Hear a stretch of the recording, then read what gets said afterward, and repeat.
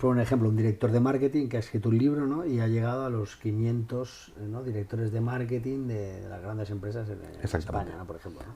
Claro, mira, el perfil habitual de un autor de este tipo de libros es el de un consultor, es decir, Claro, una persona experta en una claro, determinada materia. claro, ¿Por qué digo habitual consultor? ¿Por qué? Porque el consultor suele tener más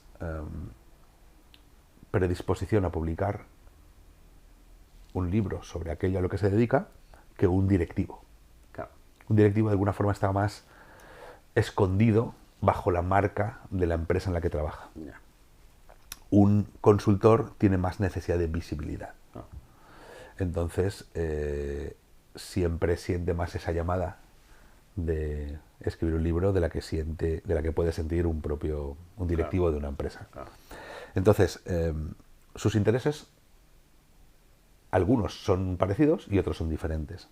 De alguna forma, el directivo siente que no tienen que contratarle porque ya está contratado. Claro. El consultor siente que siempre tienen que estar permanentemente contratándole. Ya. Entonces, sabe que el libro le ayuda. ¿Cuál es el problema? Hacer un libro comercial. Eso no funciona. ¿Por qué? Porque un libro tiene que ser un buen libro. Claro. Otra cosa es el uso que después hagas con el libro. Pero tienes que hacer un buen libro. Ya.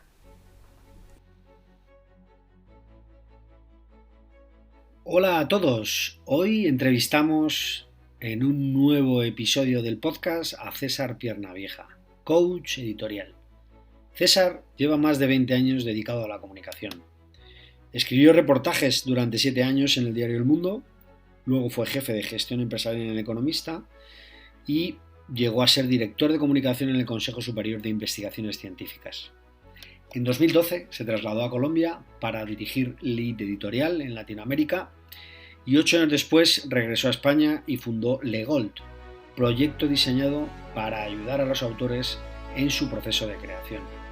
Actualmente es mentor de emprendedoras en la Fundación Met Community y de recién graduados en la Universidad CEU San Pablo, donde se licenció en periodismo.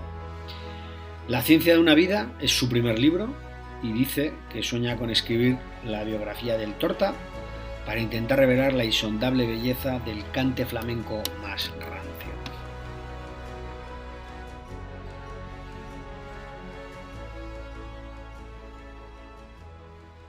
Muy buenas, César. ¿Cómo estás? ¿Qué tal todo? Encantado de charlar contigo. Que un gustazo tenerte aquí en el programa y oye, pues nada, Muchas empiezo gracias por invitarme, de verdad. con mi primera pregunta. ¿Qué es un coach editorial, César? ¿Qué es un coach editorial? Bueno, la respuesta corta es aquella persona que ayuda al autor a escribir su libro.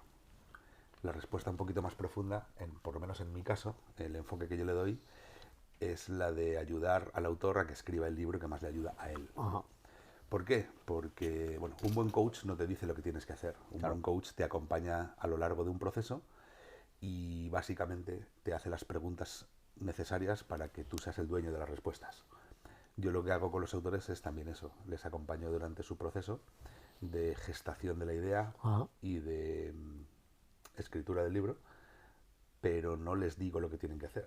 Eso es una decisión que toman claro. ellos, es una decisión muy profunda y muy meditada y muy reflexionada, y lo ideal es que sea fruto de un análisis y de una reflexión que hacemos conjuntamente, pero las respuestas tienen que ser de ellos, ¿no? Entonces consiste básicamente en hacer lo mismo que hace otra persona que no sigue este proceso, que es escribir, pero en este caso la gran diferencia es que escribe sabiendo por qué y para qué escribe así.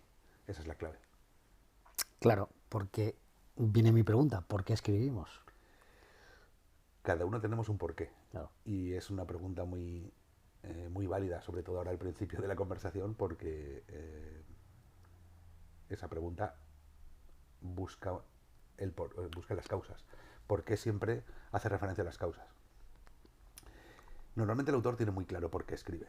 Eso es algo que tú le preguntas a un autor que por qué escribe un libro y te puede estar hablando una hora.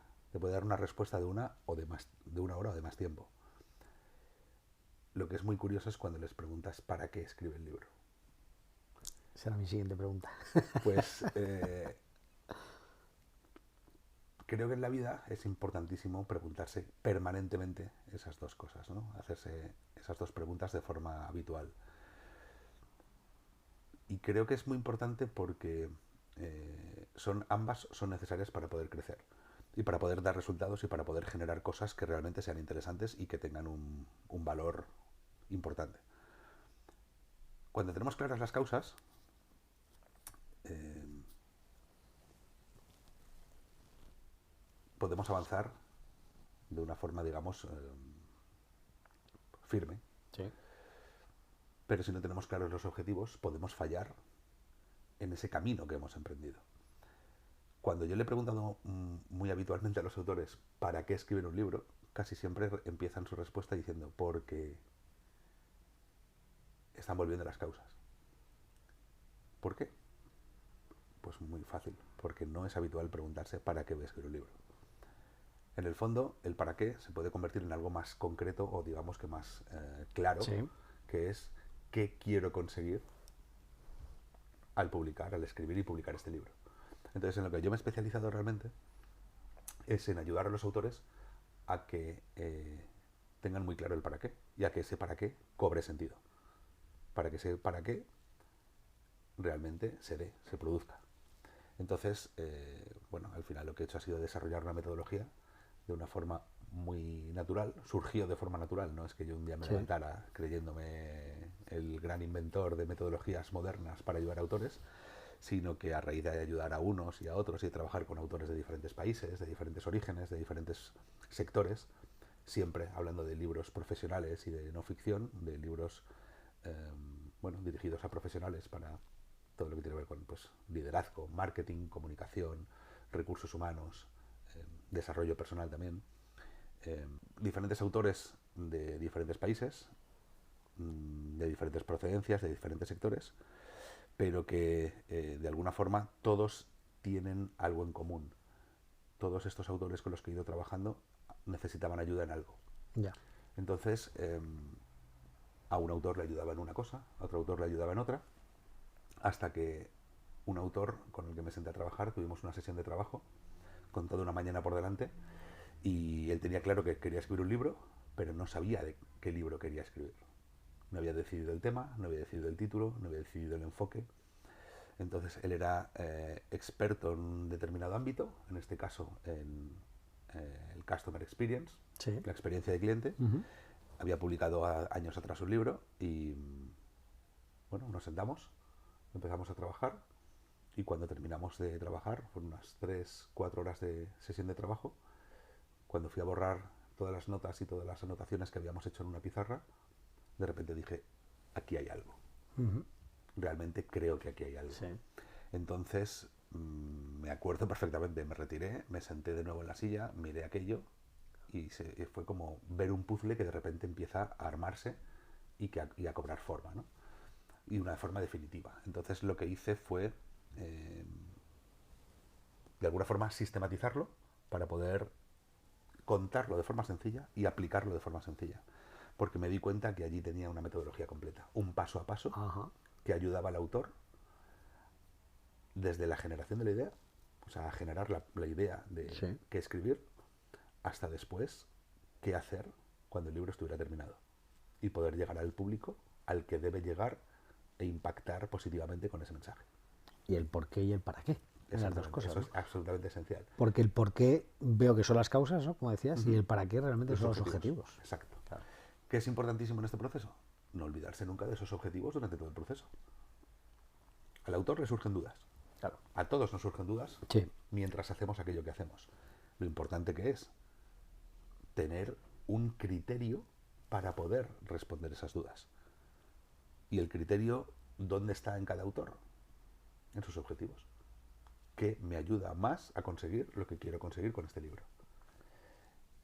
Lo que quiero conseguir es algo muy práctico y siempre tiene una doble dirección porque estamos hablando de una herramienta de comunicación muy, muy poderosa. Un libro, no olvidemos que puede cambiar la vida a alguien. Hay libros que todo lector puede decir antes o después o de una forma más intensa o menos que un libro le ha cambiado la vida.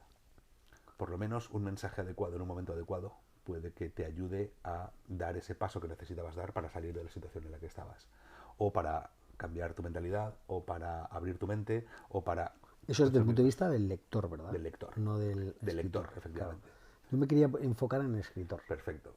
Muy interesante también porque esa es la otra dimensión de la que normalmente se olvidan los propios autores. ¿Por qué? Un poco por obligación de cómo ha funcionado el propio sector editorial toda la vida. Ya. El autor normalmente ha trabajado para la editorial. La editorial ha sido siempre la dueña del sector. Si tú querías publicar un libro, tenías que seducir a una editorial para que lo publicara. ¿Qué consecuencia tenía eso muchas veces? Cuando eras un autor novel, no habías publicado, no eras conocido como autor, te plegabas a todo lo que dijera la editorial.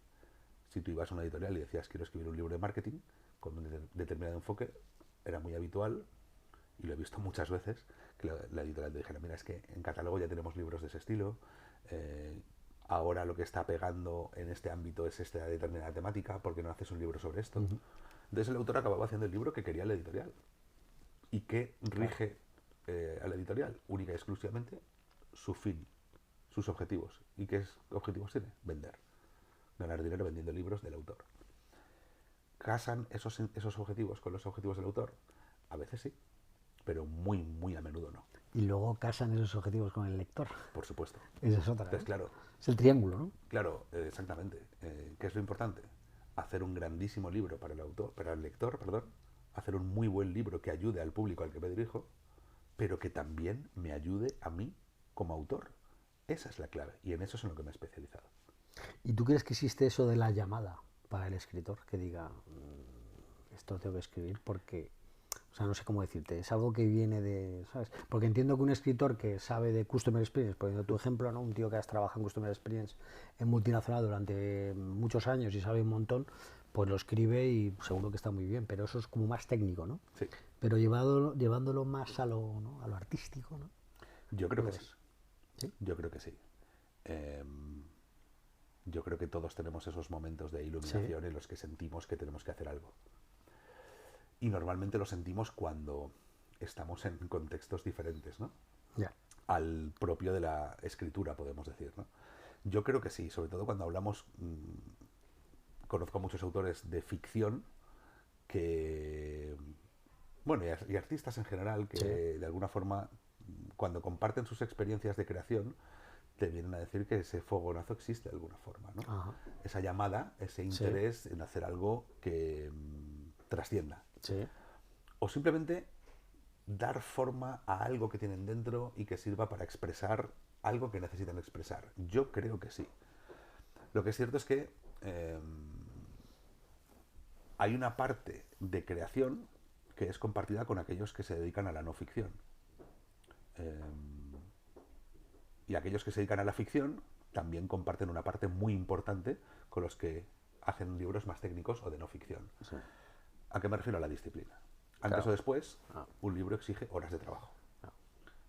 Me refiero a horas de escribir. Pero es que para poder escribir has tenido que pensar mucho antes.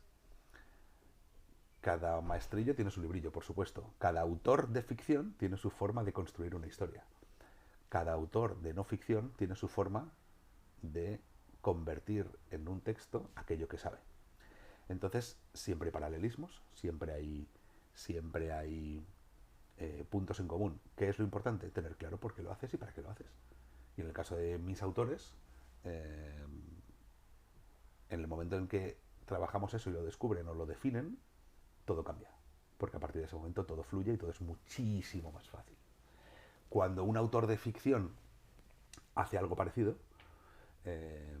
bueno, de alguna forma también siente ese resplandor interno, esa fortaleza interna para ponerse a escribir, ¿no? Ya. ¿Y qué perfil tiene que tener una persona para poder escribir un libro? Yo creo que no hay un solo perfil. Creo que... Evidentemente, o sea, pero digo que, o sea, es decir, tiene que tener ciertas cualidades, entiendo. Sin duda. Y... Si hablamos sí. a ver, perfil hablaba de cualidades, sí, ¿no? Habilidades. Sí, a ver, si hablamos de ficción, por supuesto creo que tiene que ser un gran lector. Sí. La iluminación divina Ya. creo que no existe. Puede que O sea, exista para a lo escribir mejor. hay que leer, ¿no? Eso es una cosa importante Yo para nuestra creo, audiencia, ¿eh? yo creo que sí. O sea, que entiendo que Yo es creo que sí. Igual que si indispensable, alguien ¿no? quiere ser un buen comunicador, tiene que Efectivamente. haber escuchado o haber aprendido de los mejores comunicadores, ¿no? Ah. Eh, los cocineros están permanentemente yendo a comer a los restaurantes de otros cocineros y viajan y van a los mercados y lo que están buscando es inspiración. Sí. Están nutriéndose como profesionales. En el caso de los autores de la ficción con los que trabajo, eh, hay un elemento absolutamente esencial. Sin ese elemento, creo que no hay un buen libro, y es la experiencia. Es decir, muchas personas son conscientes del poder que tiene un libro, del enorme poder que tiene un libro en muchos ámbitos, en cuanto a visibilidad, en cuanto a posicionamiento como experto, en cuanto a herramienta de comunicación directa con un potencial cliente.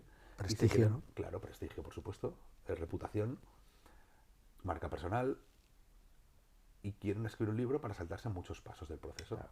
para avanzar muchos años, ¿no? Claro. Yo me he sentado con algunas personas que me han dicho que querían escribir un libro sobre un tema al que llevaban dedicándose 6 meses o un año. Y les he recomendado no hacerlo y esperar. No digo que no pudieran hacer un buen libro en este momento, pero sin duda carecen de lo esencial, que es una trayectoria que muestre ese conocimiento teórico que puede ser muy bueno, pero llevado a la práctica. Y eso es absolutamente esencial. Cuanto más experto es el autor, mejor libro va a escribir, sin la más mínima duda. Y además, Experto en este caso si es en lo suyo. sí, en lo suyo, En en su no ficción actividad, principalmente. en su actividad profesional. Claro, no ficción. En su En actividad. ficción entiendo que también, ¿no? Habréis vivido muchas cosas, ¿no? Sería Hombre, una cosa sí, parecida, ¿no? y haber leído.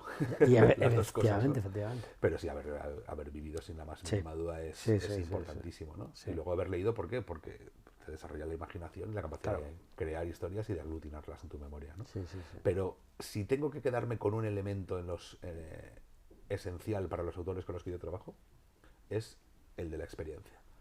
No puedes escribir un buen libro si no eres un muy buen profesional en lo tuyo. Así de sencillo. Claro. Igual que no creo en las fórmulas mágicas de escribir un libro en 30 días, eso que prolifera tanto en redes sociales y demás, no. O sea, no. Para poder escribir un buen libro en 30 días tienes que haber hecho un trabajo previo. Claro. ¿Por qué dicen este tipo de cosas? Pues porque es una regla matemática, ¿no? Si escribes 1500 palabras al día, que es algo asumible, durante 30 días tienes un libro de 45.000 palabras. ¿Eso es un libro? Sí, bueno, sí, bien, perfecto. ¿Cuántas páginas son eso? Depende Más o menos. Pero bueno, puede estar 11, entre 12. las 180, 180, 200 en Sí, función sí, de la... sí, sí. Puede ser, sí, pueden ser unas... Sí, O sea, por ahí. 1500 son, o sea, perdona, 1500 palabras son serían 3 folios, ¿no? De 500. Un poco más. O un sea, poquito es que más. luego depende mucho del formato del claro, libro, ¿no? claro, no es lo claro. mismo un 14 Claro. por 20, un 13 y medio Claro, por 21 claro. que digo centímetros, ¿no? De ancho por alto, que un Claro. 17 por 24, ¿no? Sí, Por sí, ejemplo. sí, sí, Pero si hablamos en términos más o menos normales, ¿no? Que estamos Sí. en torno a los 14 centímetros de ancho Sí. por 21 de alto, más o menos, Sí, ¿no? sí. Estamos hablando, pues eso, de unas 180, 190 páginas aproximadamente. Ajá. Depende también mucho del tipo Ya. de letra, Ya. del tamaño de la letra, Sí. de la propia maquetación del libro. Sí. Son muchos los elementos que influyen Sí. en la paginación final del libro. En cualquier caso, sí es cierto que puedes escribir un muy buen libro de 45.000 palabras en 30 días, sí. Pero para poder hacer un muy buen libro de 45.000 palabras en 30 días, tienes que tener claro lo que vas a contar. No. Entonces, yo he visto incluso algunos estadounidenses que son millonarios porque se dedican a enseñar el oficio de escritor online, que uno de ellos en concreto, que tiene millones de seguidores y que habla públicamente de sus ingresos millonarios anuales. ¿Qué se llama? eh, Si te acuerdas del nombre, y si no, luego No. me lo dices y lo pongo en las Sí, notas. sí, hay del varios episodio. a los que Sí. sigo desde hace tiempo, Sí. luego te lo digo, perdóname, ahora no me viene Sí. el nombre en la cabeza, Sí. pero que te dice más o menos, habla de 10 problemas define Sí. el nombre de 10 problemas de aquello a lo que te dedicas, escribe un mini ensayo de 5.000 palabras sobre cada uno y ya tienes un libro. Ajá, claro. Bueno, es una forma de verlo. Ya, claro. Yo creo que se puede hacer mucho más, Ya. sinceramente, y que se debe hacer mucho más. Ya, ¿Por ya, qué? ya. Porque el libro es tu tarjeta de presentación. Claro. Una cosa puede ser tu tarjeta de visita, donde están tus Ya. datos, tu número de teléfono, tu email, tu nombre, Ya. y un libro es tu tarjeta de presentación. Ah. Un libro es una herramienta poderosísima de comunicación porque es un vehículo en el que te comunicas de forma individual con un lector. Claro. Igual que un podcast lo pueden escuchar muchas personas. Claro. Si hablamos, por ejemplo, de un programa de radio que se emite en directo, normalmente, si te fijas, casi siempre el locutor se dirige en plural a la audiencia. Sí. ¿Por qué? Porque todos, tanto él como los oyentes, son conscientes de que en ese momento hay muchas personas escuchando a la vez. Ujú. En cambio, el autor normalmente se dirige en singular y hablando de tú al lector porque está comunicándose de forma directa con él. Claro. Hay un solo lector Claro. en ese instante. Sí, Bueno, sí, es posible sí. que haya en otros Sí, lugares, sí, sí, pero sí, sí. Entiendo la es diferencia. un ejercicio diferente, Sí, ¿no? sí, sí. Entonces, Yo creo que el podcast es un poco también eso, es un ejercicio también Sí. de intimidad que no tiene la radio. Yo totalmente de acuerdo. De hecho, creo que a mí me gusta mucho el formato del podcast porque es la libertad absoluta. creo. Claro. Y es cierto que muchas personas pueden pensar, muchos oyentes de podcast pueden pensar que, bueno, que uno coge, se pone a grabar cualquier cosa, a charlar con alguien y demás, y no hay ninguna preparación detrás. No. Claro. La hay. La hay. Lo primero que tienes que identificar es si la persona con la que vas a hablar tiene algo que contar o no, si es Claro. interesante o no. Y después la propia preparación de esa conversación, ¿no? Cuanto más natural sea todo, mejor. Cuanto más sencillo parezca todo, mejor. Lo mismo es con un libro. Claro. Exactamente igual. Exactamente igual, ¿no? Ya. ¿Por qué crees que hay gente? Es una pregunta que me hago yo muchas veces. Sí. ¿Por qué crees que hay gente que escribe muy bien, pero luego no es tan elocuente hablando? Y viceversa. Bueno, has dado con una palabra que me parece esencial, que es la elocuencia, ¿no? Ujú. La elocuencia es un don que se tiene o no se tiene. Ya. Entonces hay personas que hablan maravillosamente bien y les cuesta mucho plasmarlo por escrito. Sí. Hay personas que escriben bien y les cuesta mucho hablar, o que ves mucha diferencia entre su elocuencia al hablar y su elocuencia al escribir. Sí. Son ejercicios muy distintos. Claro. Hablar es más un ejercicio de improvisación y escribir corrige esa improvisación, ¿no? Ajá. Es decir, cuando tú te pones a escribir, normalmente el ritmo al que escribes te permite dar forma más correcta, más corregida, por así decirlo, a los pensamientos. Cuando hablas, es el torrente de pensamiento casi según te viene. En función de la velocidad a la que hables, puedes ir corrigiendo más o menos, o de la habilidad que tengas para hacerlo, pero son ejercicios un poquito distintos. Es como el ejercicio de aprehensión de ideas cuando ves la televisión o cuando oyes la radio. Cuando escuchas es lo mismo que si lees. Sí. Cuando ves la televisión no, porque influye un elemento muy distinto que es el de la imagen, que prevalece sobre las palabras y las palabras, Sí. sean escritas Sí, o sí, sí, sí, sí, sean sí. oídas. Entonces el proceso cognitivo es distinto, ¿no? ¿Podríamos decir que aprensión es lo mismo que aprender del aprendedor? En este caso lo estaba usando como un sinónimo. Sí. Ajá. Pero en cualquier caso piensa que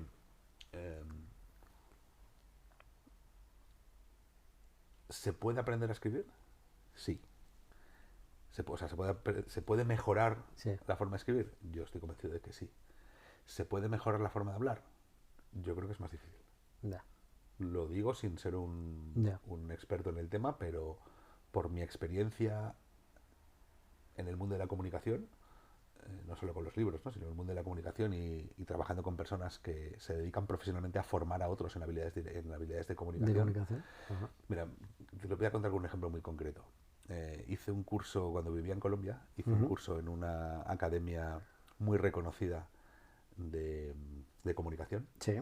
Y me acuerdo que hablaba con el dueño y fundador, un tipo muy interesante, y le decía, Alex, ¿tú crees que se puede llegar a ser un buen speaker, a ser un buen conferenciante o conferencista, como dicen allí. Y me decía una cosa con la que estoy muy de acuerdo. Me decía, siempre se puede mejorar, pero si tú partes de un nivel muy bajo, es imposible que llegues a ser una gran estrella, por así decirlo, ¿no? Es decir, siempre, si te esfuerzas y te lo tomas en serio y practicas, siempre vas a mejorar con respecto al punto de partida. Claro. Pero claro, no es lo mismo partir de un punto muy bajo, claro, que partir de un punto muy alto. Hay gente que tiene unas dotes de comunicación superiores que si practica y entrena y mejora, pues va a crecer y por tanto va a mejorar su nivel desde ese punto alto. Si empieza en el 8, es posible que llegue al 9. Pero quien empieza en el 2, es muy, muy, muy difícil que se acerque al 7 o al 8. Muy difícil. Eso pasa también con el storyteller, ¿no? O sea, estás hablando de gente que comunica muy bien o gente que cuenta muy bien las historias, porque igual son dos cosas Sobre distintas. todo, estoy hablando de la parte oral. Oral, vale. Okay. A escribir creo que se puede aprender casi más fácilmente. ¿Por qué? Porque es un ejercicio que permite corregir. Claro. Cuando tú estás sobre un escenario, no puedes corregir lo que acabas de hacer. Ya lo has hecho. Me puedes ir a un escenario muchas veces, ¿no? Sí, eso que sí. Es, por ejemplo, Tony Robbins contaba, no recuerdo muy bien dónde lo oí, que él, desde muy joven quería ser un buen comunicador y él se puso la meta de todos los días hablar todos los días, no lo sé, o una vez por semana o 2 veces por semana, una conferencia a un grupo de personas. Constantemente. Dice que todo lo hacía, pues yo qué sé, si era semanal. Claro. Y era, que mira, es una habilidad que se puede... Hoy precisamente leía, no me acuerdo dónde lo he leído, al cabo del día leo tantas cosas que muchas veces me cuesta ubicarlas, que hay muchos actores profesionales que antes de salir al escenario sienten un pánico y desearían, un pánico enorme y desearían que se suspendiera la función. Que conferenciantes... Eso tiene un nombre, ¿no? Yo creo, el efecto, el síndrome algo. Pero es muy habitual en personas que llevan muchos años haciendo algo y lo tienen dominado. Personas que han dado 1000 conferencias. Bueno, pues ahí todos tenemos miedos, ¿no? Entonces, la práctica desde luego nos ayuda a mejorar, sin la más mínima duda. Ya a mi hija se lo digo siempre. Además, hay una frase que lo dice mucho Iván Vera, un chileno con el que tengo una excelente relación y que es quizá el mayor experto del mundo de la innovación en Chile. Ajá. Y él siempre dice que al tenis se aprende jugando al tenis. Claro. Y lo dice para explicar que a innovar se aprende innovando. Claro. Bueno, pues esto mismo es para todo. A escribir se aprende escribiendo y a hablar en público se aprende hablando. ¿Qué herramientas, aplicaciones, técnicas podrías recomendar a nuestros oyentes que quieren iniciarse o que quieren desarrollar su habilidad como escritor o como comunicador? Porque al final aquí estamos tocando esos dos temas, ¿no? Mira, yo soy muy de la vieja escuela para esto. Ajá. He probado algunas herramientas y las he dejado. Ajá. Y he vuelto a lo esencial. Para mí lo esencial es el lápiz y papel. En este caso, para mí el ejercicio de escribir a mano es muy importante. Y utilizo un cuaderno en concreto y un bolígrafo en concreto. Ajá. Que tiene la textura y tiene la tinta y el grosor que más me gusta. Y ese ejercicio lo hago prácticamente cada mañana y me resulta imprescindible.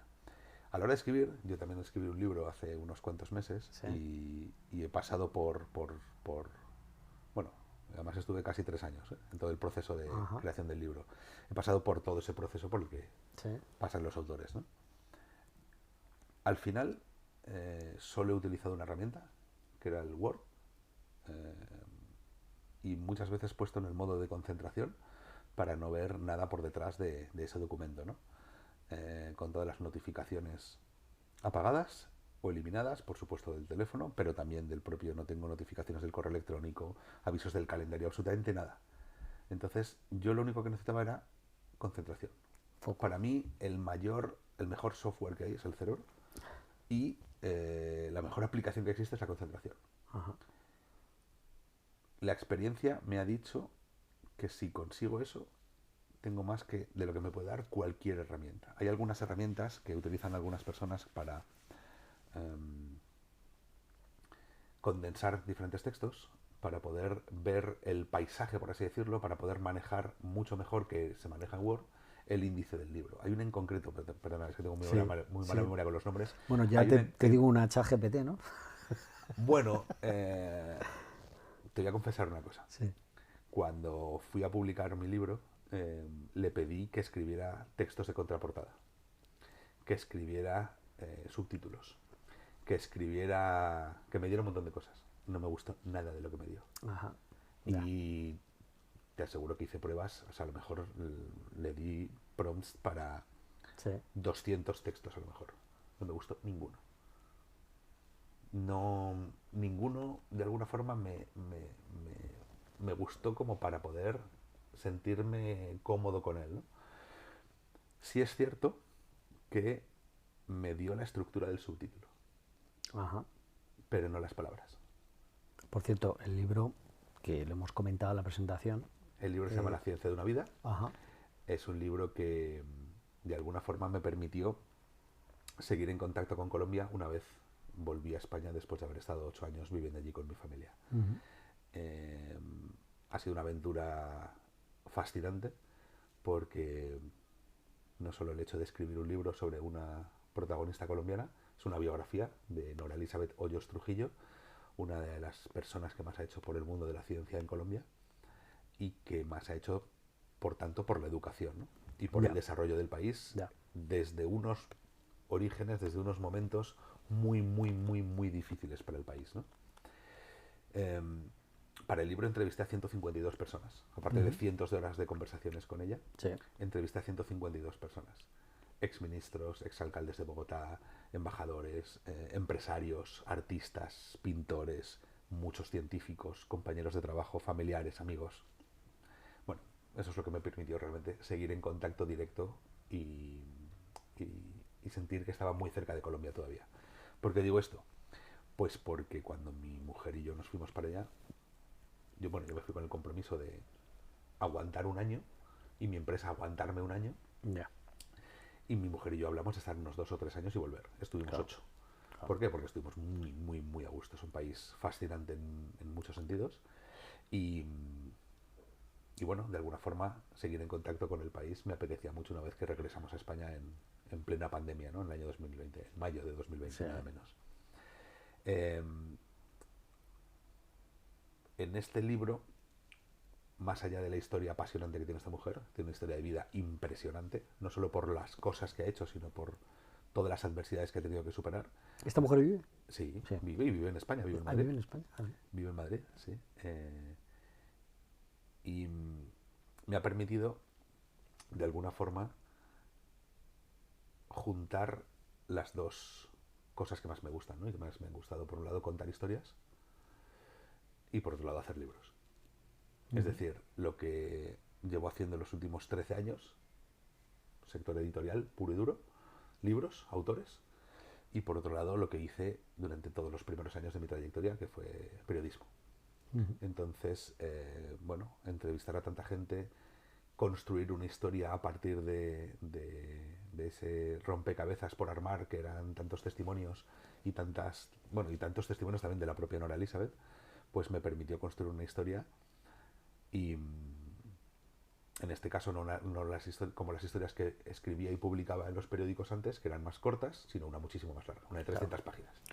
Esa es la gran diferencia, ¿no? Pero en el fondo es un trabajo bastante similar. Y ahora yendo desde la perspectiva, hemos hablado de la perspectiva del escritor, hemos hablado del lector, del que quiere escribir, ¿no? Ahora desde el punto de vista del negocio o de la perspectiva editorial, por decirlo así, ¿tú qué recomendarías a una persona que ha escrito un libro por sí solo, ¿no? Se ha enfrentado al papel en blanco y lo ha sacado adelante y tal? ¿Cuándo le dirías que es mejor autoeditarse o cuándo crees que es mejor ir a una editorial y vender el libro a esa editorial? Bueno, porque yo te he oído que es eso, ¿no? Sí. Que tú realmente lo vendes, ¿no? El libro a la editorial, ¿no? No sé si se dice así en venderlo, ya no es tuyo, ¿no? Tú firmas un contrato de cesión de derechos, por el que dejas de ser dueño de tu libro. Claro, Y el autor tiene que ser plenamente consciente de eso. claro. ¿Qué significa esto? Que las decisiones a partir de ese momento las toma la editorial. De imprimir el libro, de cuántos libros imprimir, ya no es Claro, tuyo. ya no estoy yo. Al ceder los derechos, durante el tiempo que dura Claro. ese contrato, esa cesión de derechos, Claro. todas las decisiones las toma la editorial. Eso, los autores creo que tienen que ser conscientes de que eso genera muchos dolores de cabeza, muchas decepciones y una enorme frustración en muchos casos. ¿Por qué? Porque los intereses de la editorial no son los mismos que los intereses del autor. Es así de sencillo. Claro. Te voy a contar un ejemplo extremo. En Colombia hablé con una autora que había tenido mucho éxito publicándose a sí misma un libro años atrás. Tuvo tanto éxito que una de las grandes editoriales del mundo de habla hispana quiso publicar su siguiente libro. Lo publicó con muchísimo éxito. Y esta mujer iba a dar un día una conferencia en Medellín, en Plaza Mayor, que es el gran centro de convenciones de Medellín.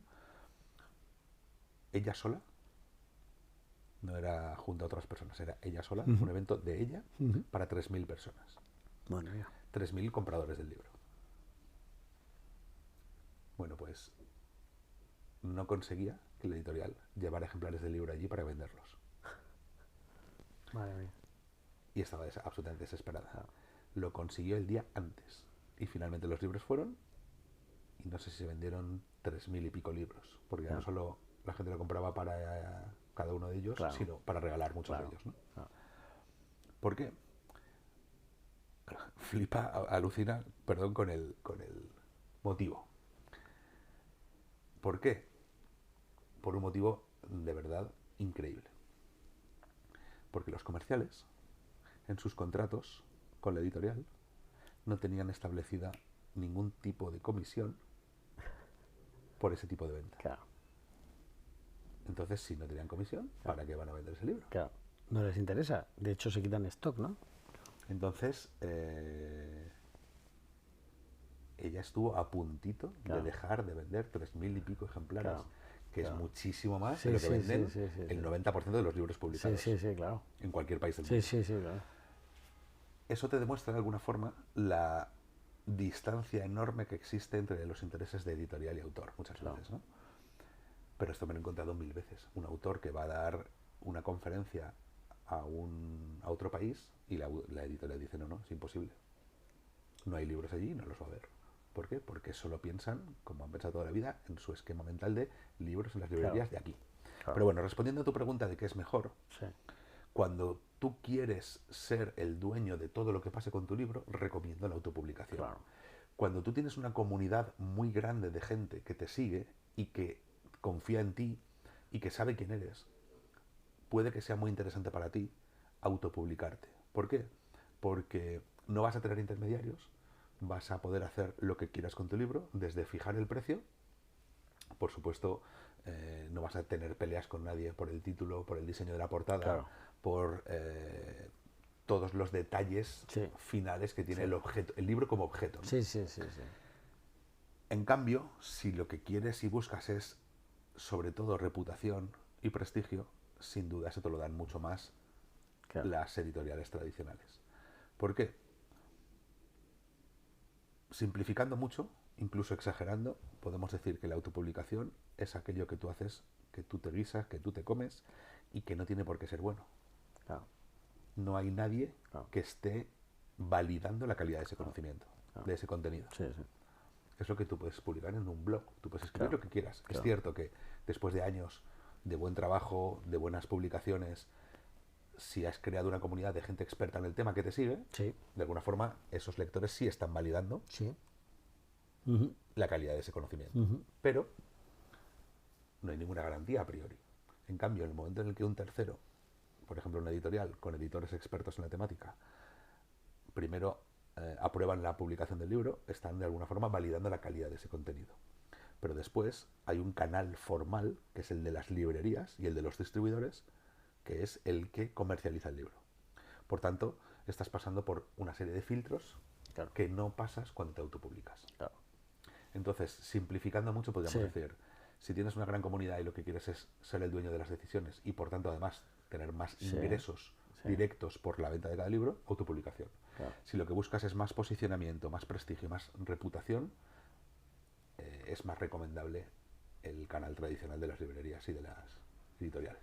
Por eso Pérez Reverte, por poner el ejemplo de uno de los líderes, ¿no?, en ventas, está en una editorial, ¿no?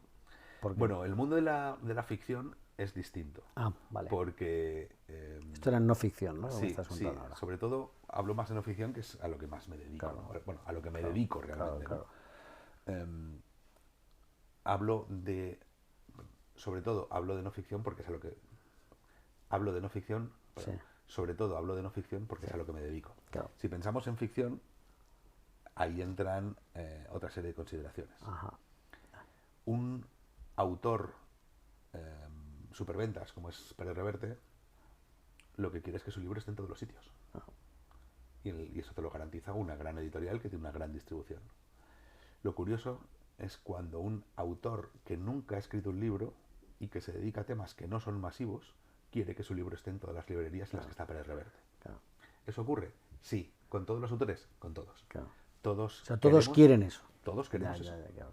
Todos los autores queremos que nuestro libro esté en todas las librerías. Y muchas veces nos olvidamos, incluso los que nos dedicamos a esto, de que cada día se publican cientos de novedades. Claro. Cientos. Es imposible llegar a las librerías. Sí. Es cierto que hay muchos libros que tienen de inicio la marca del nicho, ¿no? Por así decirlo. Sí. Que saben los autores que no son temáticas masivas, ni muchísimo menos. Pero cualquier autor que publica sobre temas profesionales cree que va a generar muchísimo interés y que todo el mundo va a estar deseando comprarlo. Y por tanto, lo justo es que su libro esté en el escaparate, en la vitrina de cualquier gran librería y de cualquier librería importante al lado de Pérez Reverte. Ya, claro. Entonces, lidiar con eso desde la editorial es muy difícil. ¿Podríamos decir que en no ficción es mejor autopublicarte y en ficción que te lo publique una editorial? No necesariamente, porque hay ejemplos de ambas cosas Sí. que han funcionado muy bien. Pero si hablamos de no ficción, por ejemplo, Sí. hay autores... Es que, a ver, la gran pregunta que un autor tiene que hacerse es: ¿yo qué quiero conseguir con el libro? Claro. Volvemos al principio Claro. de toda la conversación. Claro. Un autor de ficción lo que quiere es vender libros. ¿La editorial te ayuda a vender más? No siempre, Ya, pero en muchos casos sí. claro. ¿Qué objetivo tiene un autor de no ficción? Normalmente quiere posicionarse como experto en su materia. Claro.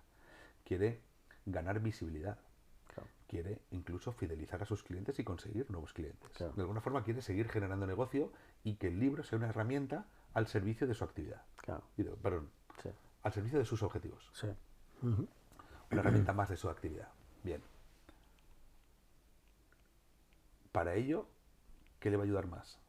Tener mejores clientes, tener mejor reputación, tener mejor visibilidad, mejor posicionamiento, o vender más libros. Porque yo conozco muchos casos de autores que piensan que su libro ha sido un gran éxito y han vendido menos de 1000 ejemplares. ¿Por qué? Porque el libro ha llegado a quien debe llegar. Claro. A las personas Claro. que le ayudan a él a conseguir sus objetivos. Claro. Y sus objetivos no es vender libros. Claro. Es Prestigio. posicionarte, Claro. o sea, posicionarse, visibilidad, marca. Si podemos poner un ejemplo, un director de marketing que ha escrito un libro, ¿no?, y ha llegado a los 500 ¿no?, directores de marketing de las grandes empresas en España, ¿no?, por ejemplo, ¿no? Claro, mira, el perfil habitual de un autor de este tipo de libros es el de un consultor, es decir, Claro. una persona experta en una Claro. determinada materia. Claro. ¿Por qué digo habitual consultor? ¿Por qué? Porque el consultor suele tener más predisposición a publicar un libro sobre aquello a lo que se dedica que un directivo. Claro. Un directivo de alguna forma está más escondido bajo la marca de la empresa en la que trabaja. Ya. Un consultor tiene más necesidad de visibilidad. Claro. Entonces, siempre siente más esa llamada de escribir un libro de la que puede sentir un directivo Claro. de una empresa. Claro. Entonces, sus intereses, algunos son parecidos y otros son diferentes. de alguna forma el directivo siente que no tienen que contratarle porque ya está contratado. Claro. El consultor siente que siempre tienen que estar permanentemente contratándole. Ya. Entonces, sabe que el libro le ayuda. ¿Cuál es el problema? Hacer un libro comercial. Eso no funciona. ¿Por qué? Porque un libro tiene que ser un buen libro. Claro. Otra cosa es el uso que después hagas con el libro. Pero tienes que hacer un buen libro. Ya. Y un buen libro es un buen libro. No es un folleto ni es nada parecido. Es lo que te iba a decir, que es un buen libro. Bueno, un libro, esa es una muy buena pregunta. Creo que hay una respuesta genérica Sí. que después hay que adaptar a cada caso. La respuesta genérica puede ser que es aquello que te soluciona un problema. Vale. Es decir, cuando tú lees un libro, tú piensas en ti como lector. Cuando compras un libro en una librería o lo compras online, es porque suele ser por... Yo lo suelo reducir a dos causas. Una, porque tienes un problema y lo quieres resolver. Otra, porque aspiras a algo y crees que ese libro te va a dar aquello. Ese a lo que conocimiento. aspiras. Exactamente. Por ejemplo, Claro. imagínate que... Te voy a poner un ejemplo muy, muy mundano, ¿no? Un estudio sobre literatura rusa. Dices, a ver, y es que en su momento no leí lo suficiente a Dostoyevsky, a Chekhov, etcétera. Me gustaría llenar ese hueco en mi cultura. Pues te compras, es aspirativo, te compras ese libro porque te gustaría dejar de tener ese vacío en tu cultura general sobre, Claro. en este caso, sobre Claro. literatura rusa. Perfecto. Claro. Cuando tú tienes un problema, imagínate que dices, compras un libro que se llama... Es un problema muy habitual en la sociedad española ese, Sí, ¿no? bueno, por supuesto, en todos, ¿eh? Pero aquí también, por supuesto. Pero yo he comprado muchos libros así, que luego no leí, no he abierto en mi vida. Tengo muchos libros que compré Sí. hace muchos años, Sí. pues porque de alguna forma anhelas algo, sueñas Claro, con hacer algo claro, y luego nunca lo haces, ¿no? claro, Nunca te adentras claro. en ese terreno. Después está el problema cuando tienes un problema acuciante, ¿no? Por ejemplo, imagínate que necesitas vender más, necesitas vender mejor, necesitas comunicar mejor. Pues un libro que se llame Cómo vender más, cómo Claro. comunicar mejor, Claro. te va a seducir, ¿no? Claro. Es más Claro. fácilmente... Sí, sí, sí, sí, sí. es más fácil que lo compres, ¿no? Sí.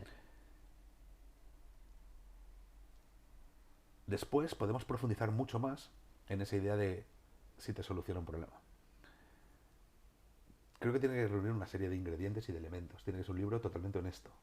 Tiene que contar experiencias reales. Sí. Tiene que dar ejemplos. Sí. Tiene que tener un método detrás. Sí. Una metodología que te ayude a dar todos los pasos para cambiar la situación actual. Si tú estás en un punto A, poder llegar al punto B.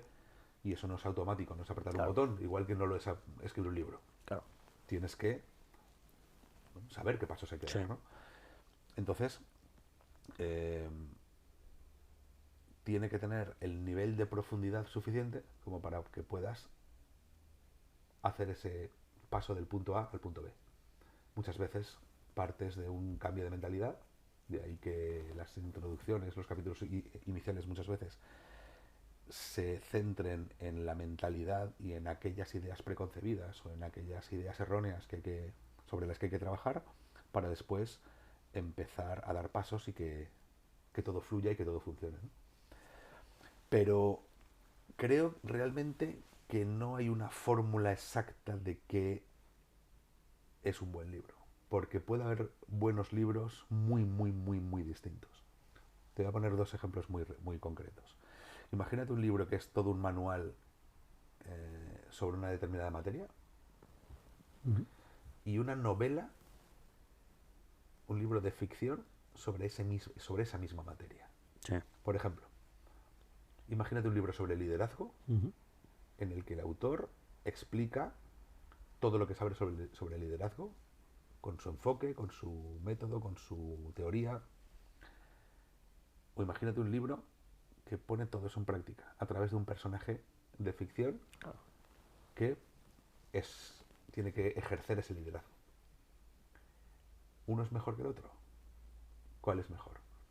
¿Cuál es bueno? Bueno, yo creo que bueno es el que tiene un contenido bueno, un conocimiento de calidad, por así decirlo, pero que además te inspira, te motiva y te empuja a pasar de ese punto A al punto B. Pero ¿no crees que somos narrativa? Nosotros nos quedamos con Absolutamente. narraciones, es decir, no Absolutamente. nos quedamos con datos, sino, por Absolutamente. decir, el líder tiene que ser buen comunicador, autocontrolarse, X y Z, ¿no? Pero sin embargo pones el ejemplo de que narras muy bien, lo cuentas muy bien, te quedas con la copla de una manera... De hecho, hay una frase que he leído y he escuchado muchas veces que es el dato no lo recordamos, Claro, la emoción sí. entonces, claro, Somos seres simbólicos, Claro. no lo podemos olvidar. Por eso nos gustan las historias. A todos nos gustan las historias. Entonces, una forma, sin lugar a dudas, buenísima de aprender es a través de historias. claro, Los, los anglosajones esto lo tienen mucho más interiorizado. Y en libros de ciencia te cuentan historias. claro. En lugar de meterte la ciencia Sí. dura en vena, Sí. te lo cuentan, por lo menos te introducen la materia a través de historias, ¿no? Entonces cambia mucho un texto en el que hablas de la materia dura Claro. o si empiezas hablando de una historia. Cambia muchísimo, Ya. cambia muchísimo. Y son maestros en hacerlo. Y eso se puede ver en muchos artículos científicos, no de las revistas de alto impacto, sino en espacios más divulgativos, que el efecto de comunicación es absolutamente distinto. El impacto es muchísimo mayor. Ya. Oye, César, ¿y qué malas recomendaciones escuchas hoy en día en este ámbito, en el sector? Hablo tanto del lector como del escritor, como de la editorial. Pregunta difícil. Vamos por partes. Creo que no todo el mundo puede escribir un buen libro. Pensando en los autores. Creo que... Está siendo políticamente incorrecto, que lo sepas, Sí, sí, cosa lo sé. que me parece muy bien, ¿eh? Lo sé, lo sé.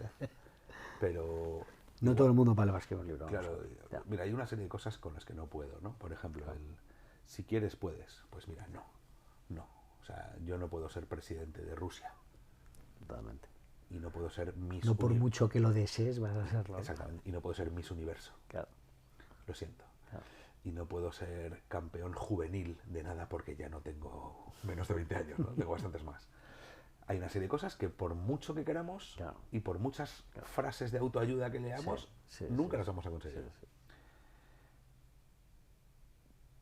Una cosa es tener iniciativa, que hay mucha gente con iniciativa, pero es que la iniciativa es muy peligrosa, Claro. porque en manos de quién la pones, ¿no? Efectivamente. Entonces, creo que hay que ser un poquito pudoroso en la vida. ¿Hay que ser atrevido? Sí, pero hay que ser pudoroso. No todo el mundo puede escribir un buen libro, Claro, porque no todos somos buenos profesionales. claro. No digo que yo lo sea, ni muchísimo Sí, menos, sí, sí, sí. pero, por ejemplo, ¿cuántos expertos de verdad hay en el mundo del liderazgo? Bueno, podríamos establecer diferentes niveles y escalones, ¿no? Están los grandes, por así decirlo, los grandes pensadores que abren camino y crean sendas, ¿no? Luego están los que siguen, los seguidores y demás, perfecto. Pero no yo por haber sido un líder durante 30 años, por haber ejercido roles de liderazgo, puedo considerarme experto en liderazgo. Claro. Porque a lo mejor no he estudiado, no me he formado y no tengo una... Y lo que yo creo que ha sido un buen liderazgo, a lo mejor no lo es. Sí, sí, sí, sí. Por ejemplo. Después, si hablamos desde el punto de vista de los lectores, Ujú. al lector, si te fijas, todos los libros son buenos. O sea, una editorial siempre hace la portada y la contraportada de un libro y si tú lo lees dices, este libro me cambia la vida. Ya. ¿Todos los libros son buenos? No. No. Así de claro. Entonces, un lector creo que lo único que tiene que hacer es dudar. Dudar de lo que lee. Cuanto más dude, más libre será y mejor leerá. Porque el cerebro humano yo creo que está conformado para creer lo que le cuentan. Y según leemos, estamos... Aunque nos forcemos a dudar de lo que leemos, el cerebro humano está hecho para creerse lo que está leyendo. O sea, quieres decir que hay que desarrollar ese espíritu crítico, ¿no? Sin duda. Hay que esforzarse Ya. por dudar. Por dudar. Así de claro. El esteticismo es bueno, ¿no? Sí. Y luego las editoriales creo que tienen un ejercicio enorme, enorme que hacer de humildad, empezando por los propios contratos de edición que firman con los autores, en los que básicamente establecen que son los dueños de aquello que ha hecho el autor. Eso se traduce muchas veces en que, y es muy habitual, que veas libros publicados con un título que no le gusta al autor. Ya. Con una portada que no le gusta al autor. Es Sí. increíble, pero es así. Y es muy, muy, muy habitual. Claro. Yo conozco a muchos autores que me han dicho, es que ese libro que publiqué nunca funcionó por el título y Ya. ¿Cómo es posible? No me gustaba nada. No les representa. Ya. ¿Por qué? Porque quienes creen que tienen el criterio comercial y Sí. conocimiento del sector son los editores. Claro. Pero en cualquier caso, creo que falta muchísima humildad porque no se dan cuenta de que ya no les necesitan. Ya. Porque hay Así tanto es. contenido. Claro. Y hay tanto... O sea, tú imagínate que Pérez Reverte se va Bueno, claro, es que de Pérez Alfaguara Reverte, y se claro, autopublica. claro. Pérez Reverte contrata a una persona para no dedicársele a eso, a una sola persona, y hace todo lo que hace. O sea, lo saca el mejor postor. ¿Qué distribuidor me distribuye? Y te aseguro que encuentra distribuidor, y encuentra importadores, y encuentra Sí, sí, sí, editoriales o sea, Ya. que van de otros países que quieren comprar los derechos de traducción. Ya. Ya. Entonces, eh, creo de verdad que tienen que hacer un ejercicio muy profundo de reflexión para poner en el centro al autor, Ajá. que es históricamente ha sido el gran olvidado. Bueno, es curioso que las editoriales son muy duras con los autores hasta que el autor es un bestseller. Claro. Cuando el autor se convierte en un superventas, cambian las cosas. ¿Por qué? Porque ahí le entra el pánico a que el autor se vaya a otra editorial. Y ahí te encuentras de nuevo con cláusulas en los contratos que obligan mucho, o que quieren obligar a los autores a que el segundo libro, antes que a otra editorial, se lo den a ella. Y que bueno, y que tienen derecho de publicación cuando otra editorial les ha dicho que sí. Unas cosas que, bueno, son ilegales directamente, ¿no? Ya. Yo he visto contratos ilegales, Ya. con cosas, con cláusulas ilegales. Con eso creo que queda claro que las editoriales tienen que hacer un ejercicio de reflexión profunda sobre el rol que han desempeñado de cara a los autores, incluso también de cara a los lectores. Que es un libro en el top de las ventas, no sé cómo se diría, entre los 10 más vendidos. ¿Cuánto vende un libro? Depende. Cambia Depende mucho del no ficción a ficción. muchísimo. En no ficción, Mirad, en no ficción, hablo siempre de venta, me refiero de venta física, ¿no? sí, sí, de Porque luego librerías. está la venta de, ¿no? Sí, de la venta online. online, Que normalmente eso en que los puedes- rankings es venta que se física. suele publicar, ahí no, eso no aparece. Porque cogen los datos que suelen dar las librerías. Ya, Depende del país. claro. Bueno, digo en España, Depende por ejemplo. pues a ver, es que también si son semanales, si en el lanzamiento has vendido si en el primer mes has vendido más de 1000 ejemplares de un libro de no ficción, puedes estar ahí. Luego hay libros como los de Marian Rojas Estapé, que está vendiendo miles y miles de ejemplares de forma continua, ¿no? Pero Qué curioso esto, que tiene un podcast, que es también, donde... también. Pero esto me abre la puerta a hablar de una cosa que me parece muy interesante. Ser un bestseller en Amazon. Claro, Hay empresas que te aseguran, tú las contratas, les contratas los servicios de corrección, edición, de publicación, y que te lo suban a las plataformas y tal, que te garantizan que vas a ser bestseller en Amazon. Bueno, eso lo consiguen porque en el momento en el que haces una serie de acciones y durante unas horas lo pones de descarga gratuita, ah, lo claro, pones claro, en la parte, claro. o sea, lo pones muy arriba Claro. en el Sí, ranking de claro. de Ajá. esa sección, Sí, de esa temática. Y bueno, claro. hay muchos, tampoco me quiero meter de Ya. fondo en ello, hay Ya, muchas ya, cosas ya, que ya, hacen ya. muchas Sí, empresas sí, de sí, estas sí, sí. y que, bueno, permiten a un autor que acaba de publicar un libro sin pena ni gloria, sin mayor profundidad, sin mayor calidad, poder decir que es bestseller. Claro. Entonces, esto también me abre la puerta a hablar, a criticar la autopublicación mala, por así decirlo. Claro. Es decir, lo que te decía antes, el libro pasa a ser tu tarjeta de presentación. Tiene que estar bien corregido, bien editado. No puede haber faltas de ortografía, no puede haber incoherencias en el texto, no puede haber mala puntuación, mala acentuación. Pero además tiene que estar bien diseñado y tiene que estar bien maquetado. Yo me he encontrado libros muy, muy buenos de contenido con errores que, vamos, que se nota que no lo ha cogido un corrector profesional. Y eso no deja en muy buen lugar al autor. Ya, ya, Y eso es fácilmente corregible. claro. Y después hay una cosa con la que no puedo y que te confieso que son las portadas que son un atentado a la estética visual, ¿no? Sí, Te encuentras muchísimo en los libros de autopublicación, claro. portadas que son infames desde el punto de Ya, vista del ya, ya. diseño. Claro, Pero es que también te lo encuentras en muchas editoriales. claro, Entonces, dices, bueno, claro, claro, ¿publicar una editorial me garantiza? No, ni muchísimo menos. ya, Hay una cuestión estética que creo que es importante cuidar también. claro.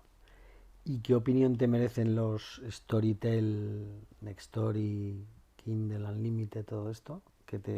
A ver, Porque bueno, yo soy usuario de ese tipo de servicios, ¿eh? Y yo también, mira, yo en mi iPad tengo fácilmente 400, 500 ebooks. claro, Quizá a estas alturas ya más. Eh, a mí toda plataforma que lleve conocimiento a las personas me parece bien. claro, Y es lógico que existan y es lógico que vayan incorporando nuevos servicios porque la tecnología nos va ofreciendo nuevas formas de acercarnos al conocimiento. claro, Yo creo que lo importante es la calidad del conocimiento, no cómo accedas a él. En unos casos, pues si estás corriendo por la casa de campo, pues a lo mejor estás oyendo un audiolibro. claro, Si estás en la cama leyendo, estás leyendo un libro en papel. claro, Si estás viajando y no te puedes llevar 10 libros, pues a lo mejor lo claro, estás leyendo en una tableta, ¿no? claro, En cualquier caso, es el mismo contenido, en diferente formato. Entonces, creo que toda solución tecnológica que lleve el conocimiento y los contenidos de calidad de la gente son buenas. ya, Totalmente a favor, sin duda. ya, ¿Que me gusta leer en papel? Claro que me gusta leer en papel. sí, Pero tú también piensa una cosa. La experiencia de lectura es una. El uso que hagas de lo que has leído es otro. Es decir, yo puedo leer un libro fantástico sobre cualquier temática y subrayarlo, pero a lo mejor ese libro lo tengo en casa, lo necesito, aquello que leí y subrayé, lo necesito un día que estoy fuera y no puedo acceder a él. En cambio, si tengo el libro electrónico y lo he subrayado, y puedo acceder a él en cualquier momento desde cualquier dispositivo.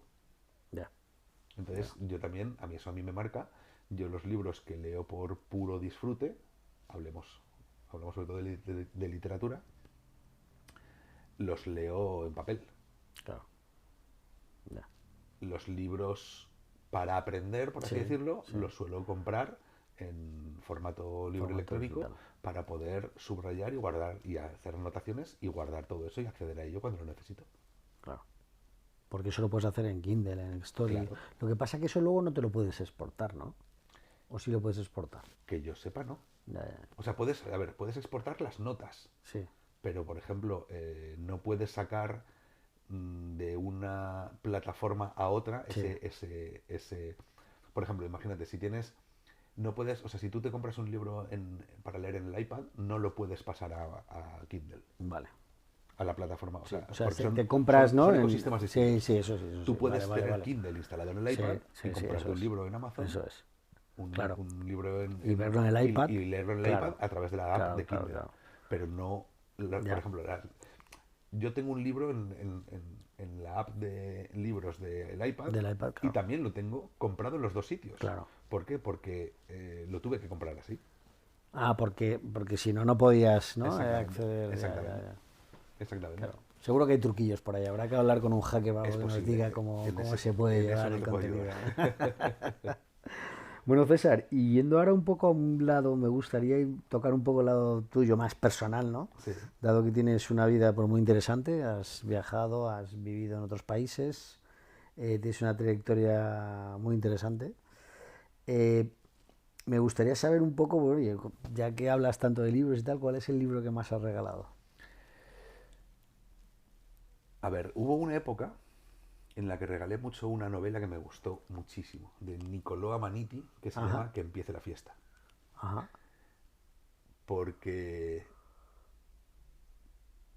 me parecía un libro ¿Alguna editorial? ¿Alguna edición? Sí, era de Alfaguara. Ajá, No, perdón, de Anagrama. nada más. De Anagrama. Cuenta dos historias paralelas que no tienen nada que ver la una con la otra hasta que se juntan. Y me pareció extraordinaria la forma de escribir de este tipo, sobre todo en la primera parte del libro. Luego la historia cobra unos tintes fantásticos que a mí personalmente no me gustaron mucho, pero la novela en sí la disfruté muchísimo y disfruté mucho de ese personaje que era un escritor de éxito, un mini héroe, por así decirlo, personaje fantástico y Ya. una calidad de narración espectacular. Hay un libro ¿Mini héroe o antihéroe? mini héroe. En- A ver, no era héroe porque era un tipo muy Sí, exitoso, un sí, escritor de ajá, éxito, ya, y por tanto héroe. sí, Pero de sí, claro, como toda historia quijotesca, el héroe acaba reconvertido en lo que no lo es, ¿no? ya, Y viceversa, ¿no? claro, A mí me encanta ese libro y ajá, lo regalé mucho porque sí, además es muy divertido de leer. sí, sí, sí, sí. Pero he leído tanto que tampoco te creas que tengo libros. He cambiado mucho los libros que he ido Claro. regalando a lo largo del tiempo, ¿no? Y regalo mucho en función de la persona. Ah, En vale, te función de la adaptas, persona. ¿no? ¿Y cuáles son los 3 libros que más te han influido a ti? Si tuvieras... Qué gran pregunta. Mira, en su momento me impactó mucho una novela de Felipe Benítez Reyes que se llama El novio del mundo. También una novela de Paul Auster. eh, Creo que en concreto de los que he leído, creo que era el libro de las ilusiones. Y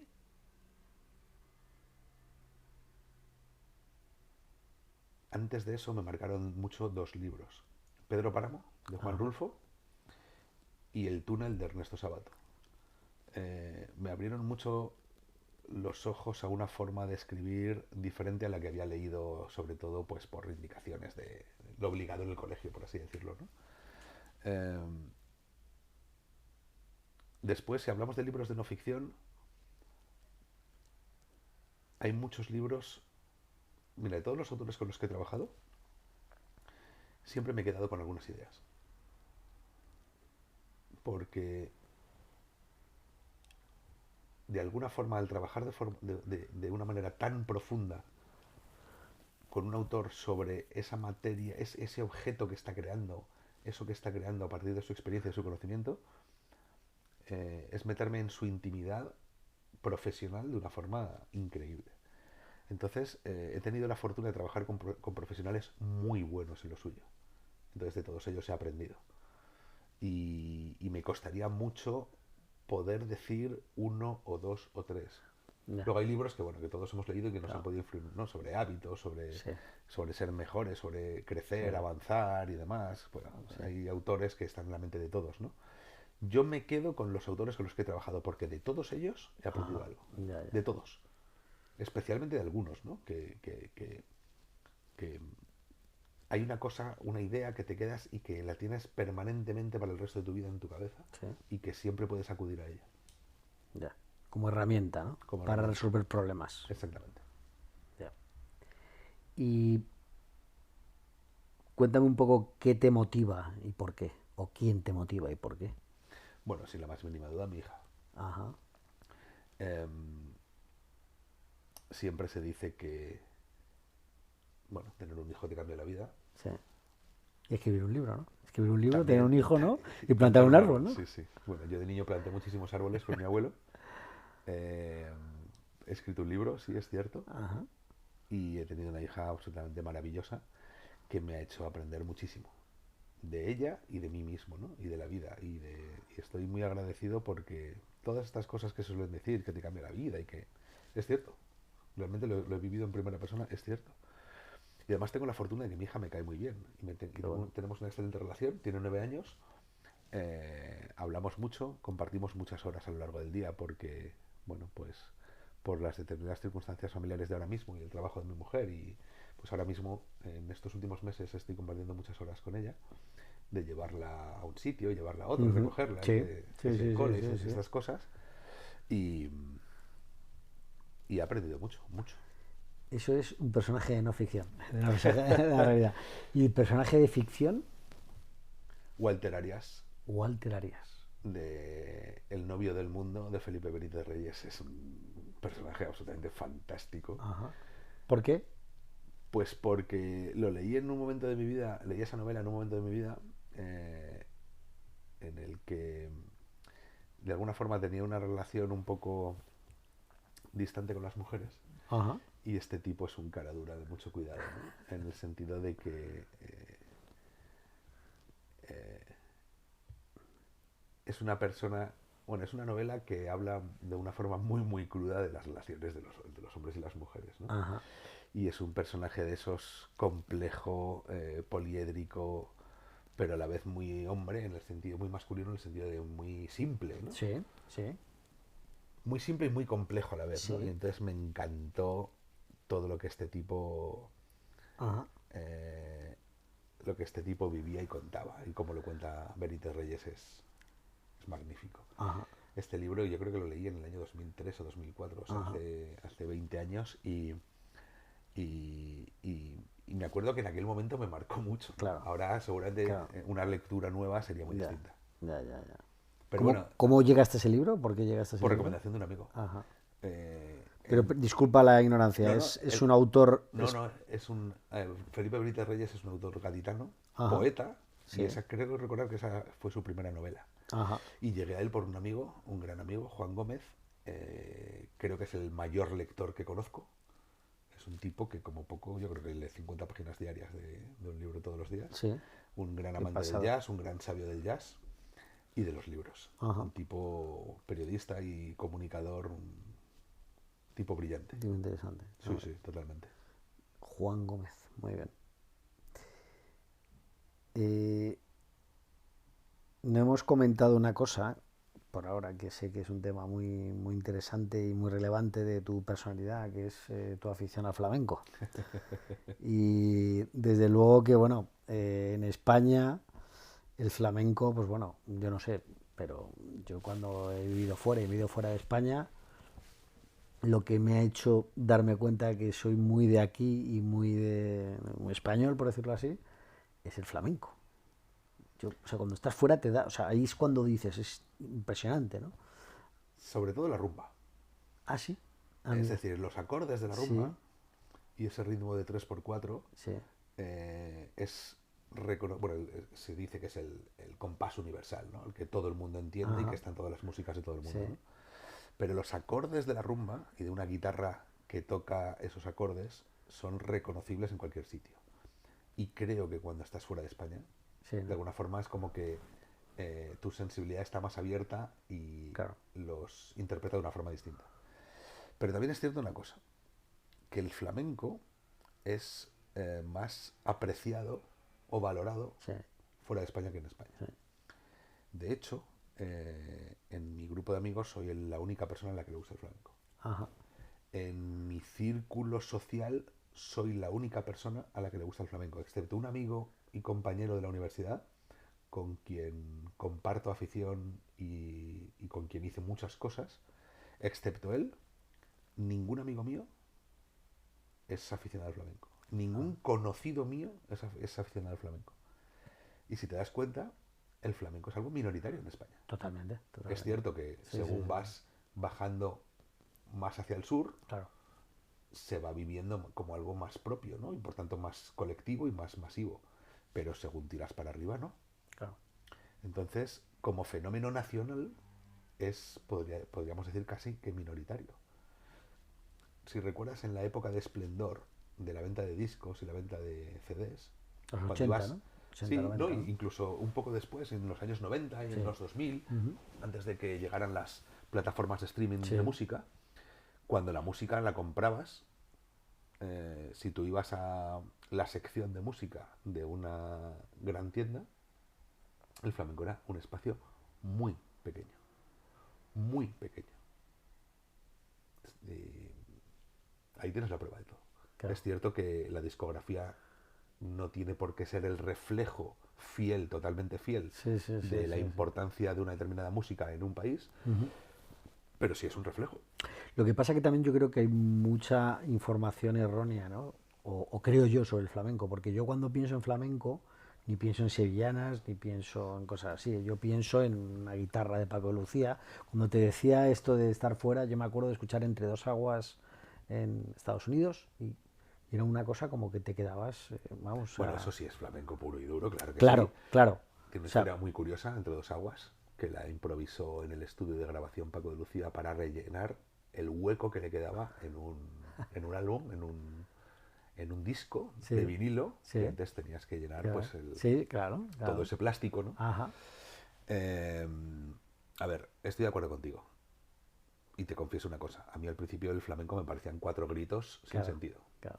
Hasta que escuché flamenco con atención y hasta que le presté atención y le puse esfuerzo para aprender.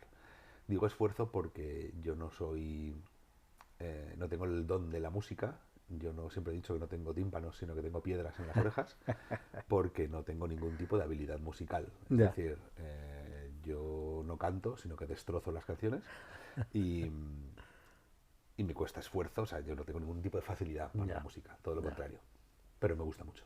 claro. Entonces, una vez que me metí y empecé a profundizar y empecé a estudiar y empecé a aprender, me di cuenta de su complejidad, de su riqueza absolutamente inabarcable. Es impresionante.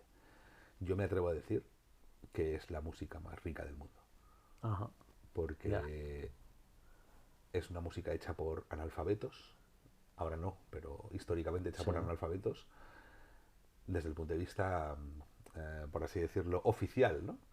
Porque la cultura musical, social y humana que tenían estas personas era absolutamente impresionante. Y tienes decenas de estilos, que son los llamados palos, sí, y dentro de cada uno de los palos tienes muchísimas variaciones regionales o geográficas ya, y ajá, además de las personales. Es decir, igual que tienes una soleá de Cádiz, ajá, tienes la soleá del Charamusco. ajá, Es decir, la que se hace en determinado sitio y la que hacía un determinado cantaor. ya, Conocer todo eso claro, es inabarcable. Hay gente que puede presumir de conocerlo todo o casi todo, pero es muy, muy, muy difícil, ¿no?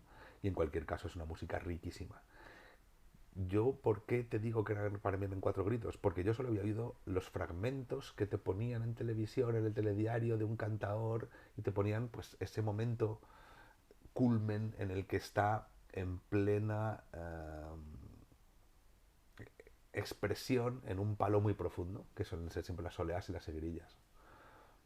Entonces, claro, eso sacado de contexto hace que digas, esto claro, es un grito, ¿qué hace ese tipo claro, gritando ahí, no? claro, Pero claro, cuando tú ves la actuación completa es muy, muy, muy, muy distinto, ¿no? claro. Y cuando entiendes los matices, Ujú. cuando eh, a- con el tiempo aprendes a diferenciar los palos y cuando ya llegas a descubrir el cante para mí perfecto, que es la malagueña del mellizo, Ajá, que es la conversación perfecta entre cante y guitarra, porque es el cante es el palo en el que casi siempre cuando la voz canta, cuando el cantador canta, la guitarra se calla. ajá, Y la guitarra habla cuando el cantador se ha callado. ajá, Es ya, ya, ya. impresionante. Es una buena malagueña del mellizo en la voz de un jerezano. Eso es Del, del barrio Santiago, ¿no? exactamente. Si es del barrio de Santiago, mejor. Bueno, o de la Plazuela también. Ahí tiene una rivalidad entre los dos. Ya, ya, ya, ya, ya. Pero vamos, mira, hay una grabación eh, que a mí me gusta mucho, que es de La Macanita. La Macanita es La Macanita es una es cantadora una cantante. jerezana. Ujú. Quizás es la mejor cantadora que existe. Ah, sí, ajá, Sí, una vez que sí, a ver, es una cuestión de gustos también, ¿no? claro, claro, claro. Pero el eco que tiene la Macanita es impresionante. Pues tiene grabada una malagueña del mellizo, que es una verdadera joya, es Ajá, pura gloria. claro, El flamenco es puro sentimiento. claro, Y el sentimiento es alegre o es triste en función del momento en el que estés. claro, Y no hay música en el mundo mejor para expresar tanto los sentimientos tristes como los más alegres. Es así de sencillo. claro. De hecho, por indicación de este amigo que te decía antes, cuando él estuvo trabajando en la Universidad de Cantabria, me pidió que hiciera una propuesta para llevar un espectáculo a un congreso internacional que estaba cogiendo la Universidad de Cantabria, sobre extinción de incendios, con investigadores y expertos del mundo de los incendios de todo el mundo. Y me inventé un concepto que era el de fiesta. Bueno, no me inventé, tampoco hay ninguna originalidad aquí, ¿no? Lo llamé fiesta y tragedia. Precisamente porque es la música para expresar la fiesta mejor que ninguna y la tragedia mejor que ninguna otra. Entonces, un cantador y un guitarrista hicieron una parte más trágica, la primera parte, y una segunda parte más festera, ¿no? Para ilustrar precisamente este doble concepto de la emoción humana y de lo bueno y de lo triste y lo alegre. Siempre hablamos de cantante y guitarra, ¿no? Cantador y guitarra. Cantador y guitarra, siempre, ¿no? No hay cajón ni cosas de esas. No, sí, a ver. Sí, a ver, desde que Paco de Lucía incluyó. Claro. A ver, siempre ha habido jaleos. Si tú oyes las grabaciones antiguas, hay mucha grabación de mediados del siglo XX en el que hay alguien jaleando en el estudio de grabación, ¿no? Claro.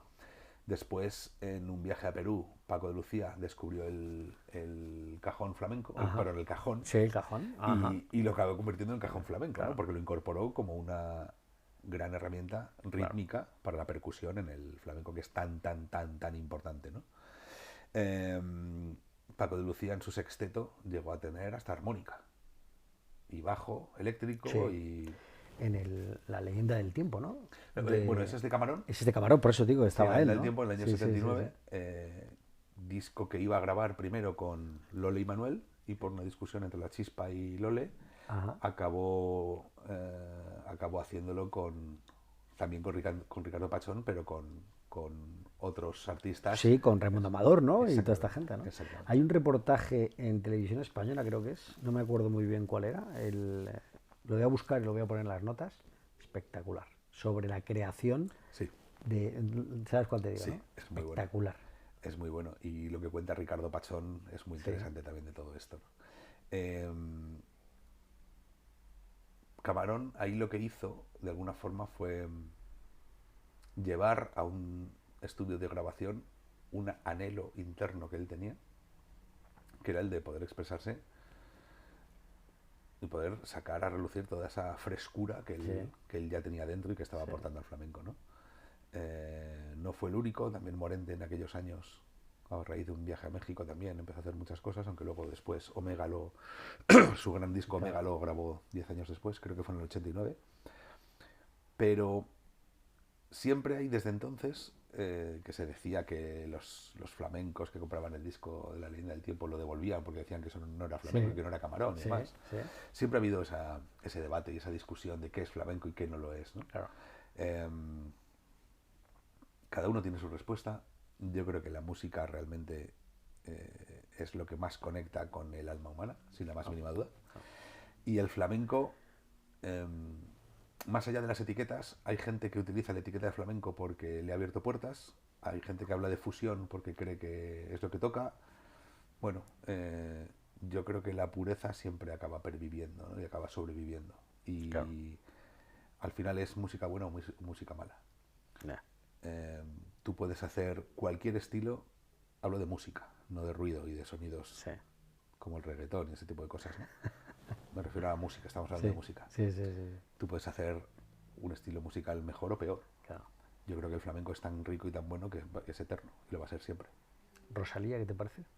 Depende.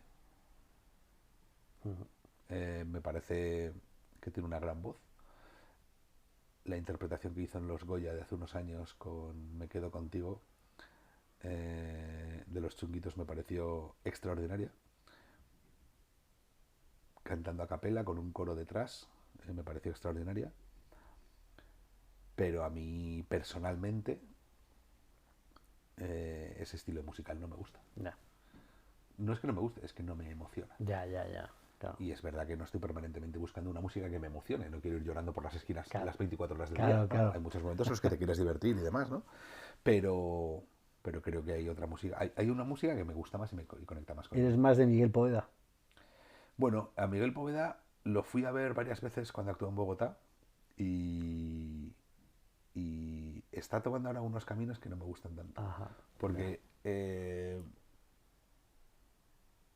no sé, no conecto con él tanto como conectaba hace unos años, ¿no? Ajá. Y es cierto que cuando ha cantado flamenco puro, ya te digo, en esos conciertos que le he visto en el Teatro Julio Mario Santo Domingo en Bogotá, que han sido espectaculares, pues es como que estaba aquí. Claro. Estaba a 8.000 kilómetros Ajá. del sitio donde Sí, estaba sí, escuchándole, sí, ¿no? sí, sí, sí. Y es cierto que Poveda fue quien abrió a una nueva generación, abrió el flamenco a una nueva generación Claro. de artistas, ¿no? Encabezado por él, que también estaba en Arcángel, Estella Morente, bueno, Claro. ellos fueron la nueva hornada hace unos Ujú. cuantos años y está claro que son grandes artistas. Él es un gran artista y lo ha demostrado porque se ha metido en otros terrenos que no son Claro. solo el flamenco, ¿no? Pero es cierto que conectaba con él antes más que ahora. Y entonces, aparte de tu afición y de tu Ujú. sabiduría y tu trayectoria escuchando flamenco y tal, ¿estás metido en el flamenco? Ahora no, Ahora no. porque bueno, a raíz de irme tantos años fuera de Sí. España, lo tuve que abandonar de alguna forma. Pero estuve metido porque, bueno, con este amigo hicimos nuestros pinitos, hicimos un programa de radio por pura afición Sí. para hablar de flamenco, escuchar flamenco y hablar Ah, qué con bueno. flamencos. Ah, qué bueno. Y entrevistamos a unas cuantas personas muy interesantes. ¿Eso Y sigue todavía por ahí? ¿o no, no? no, eso ¿Ya lo no? hicimos en el año, yo qué sé, 2010 creo que fue. Ajá. Bueno, En pero una no se grabó, radio. no lo grabaste. Sí, O sea, ¿hubo podcast de eso o no? no, en su Ah. momento, sí, estaba en una página web, pero la Ya. página web la acabamos dejando porque, bueno, Ya. él se fue a vivir a Panamá, yo me fui a vivir a Claro, Bogotá. Bueno. claro. Después llegamos a hacer un programa de televisión muy súper amateur, con muy buenas intenciones y muy malos resultados, ¿no? Lo hicimos en Teleca, en Televallecas, Ah, sí. Ah, muy donde bien. Pablo Iglesias hacía Ah, su sí. programa de Ah, mira. La Tuerca. Sí, sí, sí, sí. Desmontábamos su estudio, Ah, sí. su decorado. Pero en aquella época lo hacíais. Sí, sí. Ah, qué bueno. Desmontábamos su Sí, decorado y sí, sí. montábamos el nuestro. Ah, qué bueno. Y bueno, gracias a eso también pudimos entrevistar a unas cuantas personas. Y la mayor frustración que guardo de aquella época, guardo una tristeza y una alegría. La tristeza es que entrevisté al Torta Ajá. en el camerino de la Sala Clamores Qué bueno. y desapareció esa grabación. Alguien después grabó en esa Ahí misma va. cinta Qué pena. sobre la entrevista y desapareció. Madre mía. Y luego el Torta murió y demás cuando ya estaba viviendo fuera y bueno, fue terrorífico. Pero bueno, y la parte alegre es que con mi amigo, con Raimundo, organizamos el primer concurso de cante flamenco, de cante joven, Sí. con un jurado de lujo, de auténtico lujo, y que ganó Ricardo Fernández del Moral, que Ajá. meses después acabó siendo el ganador de la Lámpara Minera en el Festival del Cante de las Minas de la Unión, Sí. que es el festival más importante, Sí. el concurso de flamenco más importante que existe, y que además ganó no solo ese premio, sino que ganó algunos más, Ajá. con la curiosidad de que él se acompañaba a sí mismo tocando la guitarra. Ah, mira. Él cantaba y se Ya, tocaba la ya, guitarra ya. a sí mismo.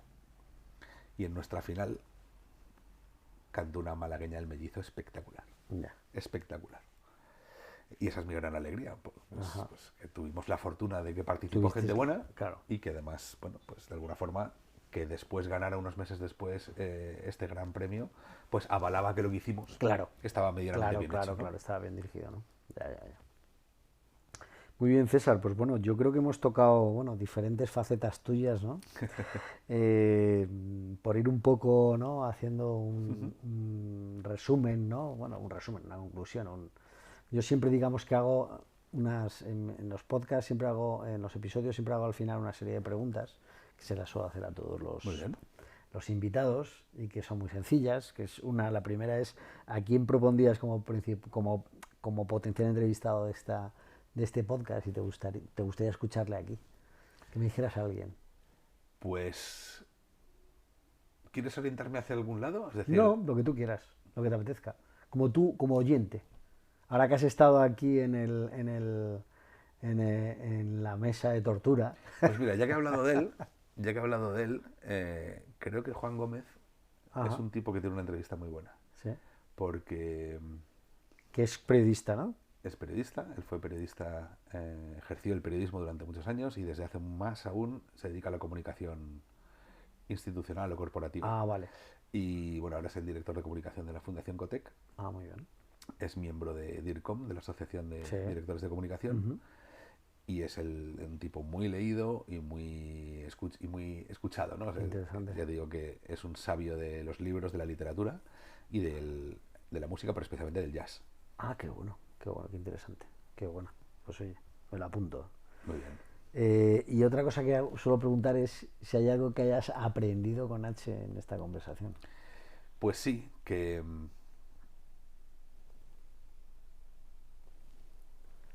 cuando he hecho la mirada atrás,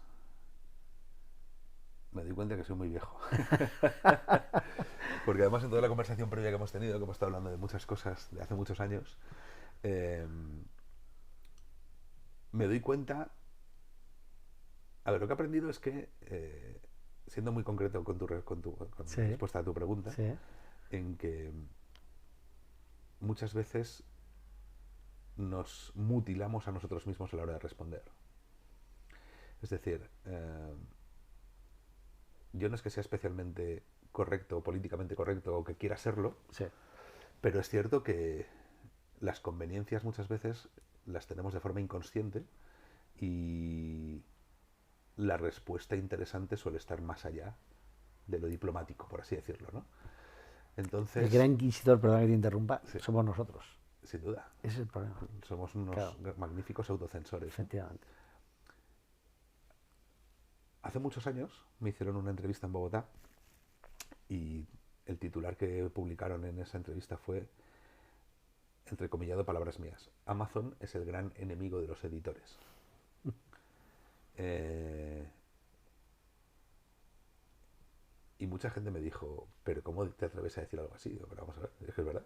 O sea, en aquel momento tenía muchos motivos que los expliqué. Y si te das cuenta, es muy habitual que no queramos nunca salirnos de la norma ni decir cosas que pueden sonar malsonantes, ¿no? Pero yo vengo del mundo editorial, he firmado muchos contratos de autor con autores. Muchos autores con los que he trabajado después me han enseñado los contratos que les están poniendo delante las editoriales. He hablado con muchísimos autores y tengo la idea clarísima, y de ahí no me va a sacar nadie hasta que las pruebas no demuestren lo contrario, que las editoriales se equivocan. Ya. Y lo siento mucho, y creo que es de justicia decirlo, y es de justicia decirle a un autor, ojito con lo que firmas. Ujú. En el momento en el que firmas ese tipo de contratos, dejas de ser el dueño de tu libro. Claro. ¿Esto me ha generado enemistad? Después sí, algunas, pero Claro. lo siento mucho, es lo que pienso, Ya. ya está, ya te digo, hasta que los hechos no me demuestren lo contrario, Claro. cambiaré de opinión, Claro. sí, Claro. pero cuando los hechos lo demuestren. Claro. Hasta entonces, los hechos demuestran que el autor está absolutamente desprotegido Ajá. y que se da cuenta de esas cosas cuando es tarde. Y te puedo contar anécdotas Claro. y cosas, Ya. pero Ya, como la ya, que te he ya, contado ya. antes de la conferencia aquella en Medellín, Sí, sí, de sí, esta sí, señora, sí. te puedo contar pues desde, bueno, de todos los colores. Bueno, César, ¿y cuáles son tus próximos proyectos profesionales en los que estás ahora embarcado? Y Bueno, ahora mismo tengo dos grandes proyectos en mente. Uno es esto de lo que más hemos hablado, que es lo del coaching editorial, sí. desarrollarlo más, Sí. es decir, salir un poco Sí. del cascarón Ujú. y contarlo, que llevo ya un tiempo trabajando en ello, y que dentro de poco ya tendrá esa visibilidad pública mayor de la que ha tenido hasta ahora. Y por otro lado, crear un tipo de libros que creo que pueden ser muy interesantes, ¿no? Creo que hay unas historias que contar que pueden aportar mucho, no solo a quienes las lea, sino a quienes las han protagonizado, que son libros de unas historias que no se han contado mucho, que son las historias de algunas empresas, Ah, muy bien. Ujú. que encierran grandes aprendizajes, Sí. que tienen grandes aprendizajes y que se pueden perder a las generaciones que toman el relevo en la Claro. dirección de esas empresas. Ya, ya. Entonces, una forma de recoger su legado, Son testimonios. testimonios y la propia historia de la empresa. Ya. Piensa en empresas históricas que tienen... Tipo Telefónica, ¿no? Que hace ahora 100 años, ¿no? Exactamente. O sea, claro. Lo que pasa es que, bueno, es una empresa Bueno, compleja. es un porque ejemplo. sí, en este Claro. caso no, pero tiene una historia muy... es parte de la historia de España. Claro, sin Y lugar a quizá dudas. la grandeza de esa historia está en que es una forma de ver la historia de España, ¿no? Sin lugar a En toda dudas. su evolución Sí, desde sí, sí, sí, 1924, imagínate, en Sí. plena dictadura de Primo de Rivera, Sí, sí, sí, todo lo sí. que ha vivido como empresa pública, Claro. la privatización en la época de Aznar, Claro. y lo que es hoy en el mundo de las telecomunicaciones, enfrentándose a los grandes gigantes tecnológicos que utilizan sus autopistas, Claro. su infraestructura, Claro. y que tantas quejas pronuncia sobre ello, ¿no? Total. Bueno, y en un proceso de transformación continua y bueno, y que tan importante ha sido en el país y que tan estratégica es, ¿no? Pero imagínate una empresa que está en manos de la cuarta generación y que esa cuarta generación no conoce cuál es el verdadero legado de sus fundadores. Ya. Que eso es algo muy, muy habitual. Y de Ya, hecho, las empresas familiares acaban cayendo muchas veces precisamente por olvidarse Ya. de cuáles son sus señas de identidad, ¿no? Entonces creo que hay ahí una cosa interesante que se puede hacer. Ah, muy bien. Bueno, pues Es nada, el siguiente proyecto en el que me voy a meter. cuando lances el siguiente libro, pues nada, Genial. te tendremos en el podcast, ¿no? Muchas gracias. Claro que sí. Bueno, César, pues nada, ¿quieres aún destacar algo, comentar algo, alguna cosa en concreto? Que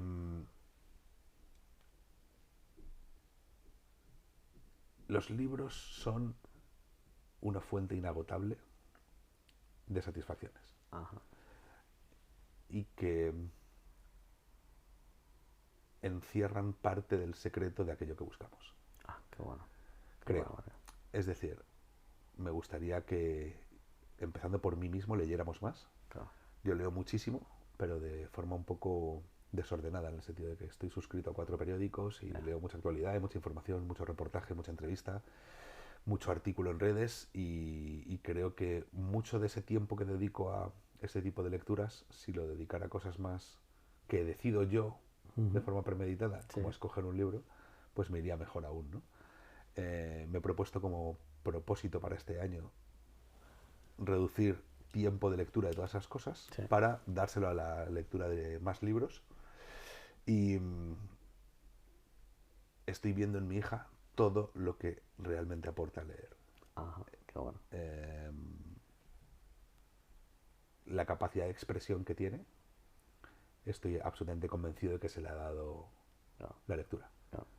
Y no digo que ella lea porque tiene 9 años, Sí, sí, sí, lee, sí, sí. pero es que desde que tienen 10 meses, todas las noches, mi mujer y yo, o ella o yo, hemos leído con ella todas las noches desde Claro. entonces. Y lo seguimos haciendo. Claro. Aparte de lo que ella lee, por gusto y por placer, porque afortunadamente ya le ha cogido el gusto a los libros Qué bueno. y busca sus historias, creo que la diferencia, mira, simplemente tú imagínate, quitar 15 minutos diarios de perder el tiempo en el móvil Total. y dedicarlo a un libro y centrarse en él, ya está. Claro. Eso Sí, solo sí, puede sí. producir cosas buenas. Totalmente. Si me pides que transmita un mensaje, Ya. es el de leer más, porque Ajá. es que es un ejercicio que nos devuelve a algo que cada vez estamos perdiendo más y que es Claro. esencial. Y leer más y leer a los clásicos, ¿no? Entiendo. También, por supuesto, pero en Claro. el fondo, si tú lees, acabarás buscando cada vez mejores cosas. Claro. Y te aburrirás de lo malo y te gustará lo bueno. Es cierto que hay mucho escrito que se puede considerar de baja calidad. Bueno, pero mejor eso que no hacerlo. Claro. Y si te acostumbras a leer y vas fortaleciendo ese músculo de la lectura, irás buscando cada vez más calidad. O eso creo. Muy bien. Un placer. Perfecto, César. Muchas gracias por todo, ¿eh? Gracias a ti. Un gustazo.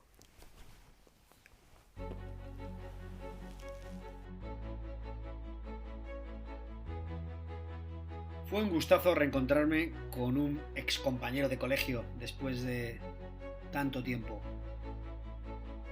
Una vez acabada la charla, me vienen a la cabeza las palabras del gran Luis Alberto de Cuenca, ya entrevistado en el podcast, donde dice en uno de sus libros que la escritura siempre permanece. Dice, se pregunta, ¿por qué escribimos? Y él responde que es una gran pregunta. Dice que seguramente muy difícil de contestar, al menos de forma completa. Dice, yo creo que escribimos porque la escritura nos completa, nos hace más plenos, continúa el camino abierto por la lectura y por la vida en general. en un episodio más del podcast El Aprendedor. Hoy hemos aprendido un poquito más. Como sabes, aquí podrás encontrar charlas para buscar caminos de mejora, donde aprender más sobre el arte de vivir y de trabajar. Encuentros con personalidades únicas y extraordinarias que nos enseñan nuevas vías de perfeccionamiento y de aprendizaje, tanto en el ámbito personal como profesional, para llegar a ser la mejor versión de nosotros mismos. Dicen que lo importante en esta vida no es tener buenas cartas, sino saber jugarlas y hacerlo de manera diferente. Súmate a la conversación. Para más información, suscríbete en www.elaprendedor.com.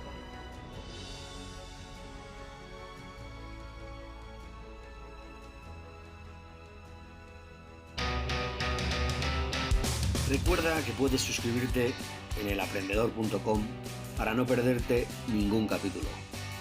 Te espero en el próximo episodio con la próxima charla. Gracias y hasta la próxima.